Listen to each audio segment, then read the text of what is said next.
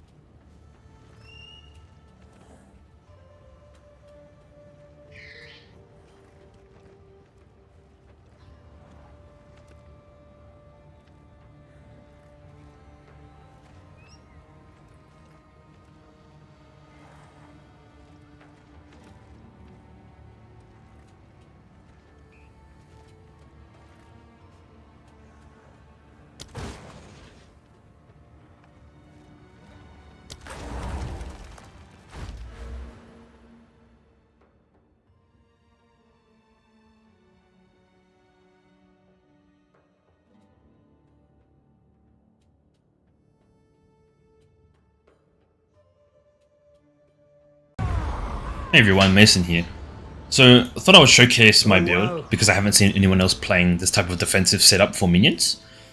But the key idea behind this build is just that it's playing Chaos Innoculation on the skill tree, making your maximum life become 1, so that you can abuse this node here to take less physical damage, as well as just ignore everything purple or anything green like that you see on your map. It makes you extremely tanky. The second defensive layer that I have in the set is block chance. I have capped block. My shield has 40% block chance, so it's like relatively realistic. And this is actually a unique shield that cost me 4 exalts. But I'll just quickly run over how you actually cap your block. It's just these nodes here. You take all of these nodes here, and every single jewel you want 7% increased block chance. In terms of other modifiers on the jewels that you're looking for, so I've got 7% increased block chance and minions have additional physical damage reduction. That's a good line to have. The other line that you might want is minions have increased maximum HP. And the third line that you might have, that you might want, that is extremely expensive, is maximum fire res, which is very good for Infernalist Ascendancy. But yeah, you need 1 jewel here, 1 jewel here, 1 jewel here, this one here, this one here, this one here. So these all need to have 7% block chance. And with this setup here, and a 40% base block shield, you can hit 75% block. In terms of gear, this gear is like relatively cheap. I'll just show you the pieces that give you defensives. This one here is 4 exalts. This one here is energy shield, spirit, resistances. This one here is expensive because it's got minion skill gems level 2. It's got also a lot of energy shield, but it doesn't really have. It has 2 resistances. So this one's good, but you can get one with minion skills +1. This one here is just energy shield and 2 resistances. None of the other lines matter. This boots here is movement speed, resistances, and energy shield. This one here is just fire res, and cold res, and the cast speed helps a bit with DD, but it doesn't really matter. This one here is just cold res, and lightning res. That's it. This thing here I'm testing, but I don't think it's as good as a +3 minion gems and like 50 spirit, up to 80 spirit amulet, but those are extremely expensive. So I'd recommend just going with something cheap for the time being. Just get spirit on it, just get maybe some energy shield on it, and if you can, get some minion skill gems on it. In terms of gear choices, just run over my setup. So Infernal Hound actually does quite a lot of base damage. You can see here that it does 4,800 damage per second from the tooltip, and you can see, for example, the Reaver actually does 4,000 damage per second. So the Hound actually does quite a lot of damage. That's the reason why I'm not running Meat Shield on him. I'm running Fire Mastery for more HP, more damage, Lacerate for bleed, Maim for the reduced evasion, so 15% reduced evasion, and makes them slower as well so that your melee minions can hit them easier. And Cunning Strike's just a good support to have on him. The reason why I'm playing Energy Shield instead of Might Over Matter, so this keystone here, which a lot of people are playing, is because Grim Feast. I think this is extremely overtuned, likely will be nerfed. It's basically all of your mapping sustained for free, and it also allows you to double cap your ES by the time you get to the boss. So this is the only reason why I'm playing this setup. I'll just quickly talk over why I'm playing CI. It's mainly because poison damage actually goes through ES, and when you take chaos damage, you actually take double your ES. So if you take 100 chaos damage, you actually take 200 damage to your energy shield. By running CI, it means I don't have to invest at all in my chaos resistance, which makes my gear a lot cheaper. And it also means I don't have to invest at all in life, which also makes my gear even more cheaper. So this is like a very, very cheap defensive setup that seems to be quite strong. For supports on Pain Offering, Aberration says sacrifice 15% of life on use. It is actually a free support. You can see that my life doesn't go down at all. It's entirely free damage. This one here is to make it last longer. This one here is Rage for the Reavers. This one here is Blood for the Reavers, so they heal. Leap Slam Tech, I'll talk a bit about later. Skeletal Reavers, these are fully qualitied for the Rage, Martial Tempo, Physical Mastery, Heft, Heavy Swing. Heft turns out to be a very good support on minions. I think it's something to do with their damage ranges being quite small. Physical Mastery gives a bit of HP to them to make them tankier. But for the last supports, you can either run Immolate. Support skills can't ignite, but they gain damage as extra fire against ignited enemies, and your Hound ignites all melee enemies for you, so it's free. Or you can run the bleeding one, Bloodlust. Get 30% more melee physical damage against bleeding enemies, and your Hound has Lacerate, so it bleeds the enemy. Skeletal Snipers is an interesting setup that I've decided I'll be using. Originally I was playing pure Reavers, but the issue with getting, once you get to about 8 or 10 Reavers, they body block each other on the boss and you lose a lot of damage. But Skeletal Snipers, they don't have this issue. And they also do quite a decent amount of damage too. So they're doing about 3,000 damage on tooltip. Reavers are doing about 4,000 damage on tooltip. But Skeletal Snipers are ranged, so they always shoot. In terms of support on them, Lightning Infusion is for shock, which I'm not sure if currently it's being applied yet, but you probably need a bit more damage. Chaos Mastery is because they have a Chaos tag, and I'm not using any Chaos skills, so this is a free Mastery to put on here. Feeding Frenzy is for more damage. Splinter is so that they shred armor. Vulnerability is a very standard curse setup. Heightened Curse, Focus Curse, Hex Bloom. Hex Bloom is just so you place one curse and then you DD, and then it spreads all the curse to everything while you're DDing. And DD is the Detonate. It's the last clearing skill I've added. This basically solves all breaches and all expeditions. You can do any of this content. Because normally with melee minions, it's quite hard to actually do this content because you have no AoE at all. Supports on this are Spell Echo, Brutality, which is why it's on here, not on the Reavers. Minion Pact is again a free damage support because it says removes 100% of your life from a minion to do 40% more damage, and you're playing Chaos Innoculation, so you have 1 life. And Magnified Effect is for more AoE, but you can put on any other damage support for DD.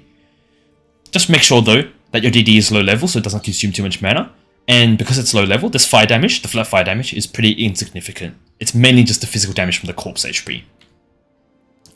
So a good example is don't put Immolate on your DD because you're actually doing no elemental damage with Brutality, so you actually get no damage from it.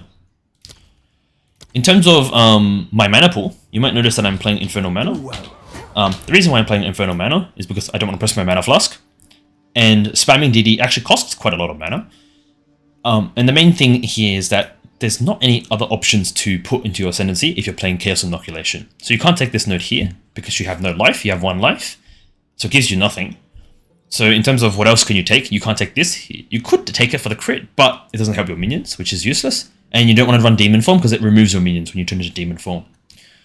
So the end result was that I'm going to take Pyromantic Pact. For my 4th Ascendancy, I'm going to take Seething Body for more damage. Because Bring On Flame is not very good on small hitting attacks, which is your minions. For skill tree, I think I covered before. I will quickly touch on the Leap Slam tech that I've been using to make my minions come with me through chokes. It's relatively easy to set up. All you need is a mace in your offhand. I picked this one because it has attack speed. And you just want Leap Slam slotted into one of your gem slots. I have Unbreakable and Holy Descent. This doesn't matter, optional. And the idea is that you tick the second box right here. That makes it so that it uses it with the second weapon set. And then, for all your minions, whenever you change these numbers, you need to reset this, basically. You need to make sure that it's a 0 for the second weapon set. What happens is when I Leap Slam, it swaps to my second weapon set. All my minions despawn except my Hound. And then as soon as I press my Rage Shield, it spawns all my minions. So this allows me to get all the minions through the chokes really easy. If I just jump like this, I roll at the end, I press my shield. It allows me to pull all my minions with me. It also allows me to target certain rares. If I want, I just jump on the rare. I'm really tanky. Press my block, all my minions spawn on the rare, and then they just destroy him. In terms of how you gear up better on this character, get plus minion skill gems on the amulet and more spirit. You can get more spirit on the chest piece, I think, as well. But I think that's so far what I've seen.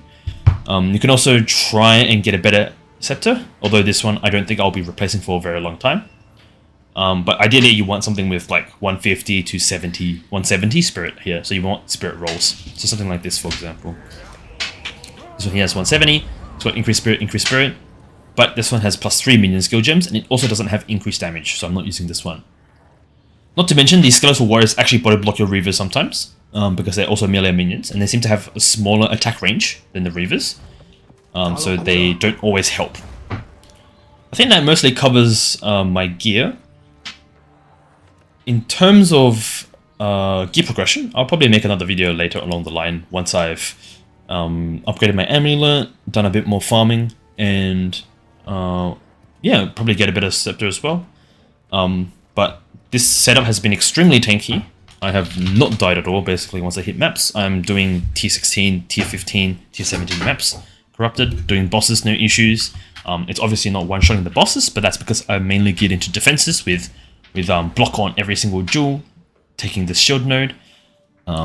as well as playing Chaos Innoculation, which means that I can't take this Ascendancy node here. So basically gearing a bit more for defenses so that I don't, like, one portal on the PoE2 maps, basically. But yeah, in order to increase the damage of the setup, relatively straightforward. You want 6 links on these two, which are extremely expensive. Prioritize the Reaver. For supports, you can put Minion support, the blood support, the bleeding support.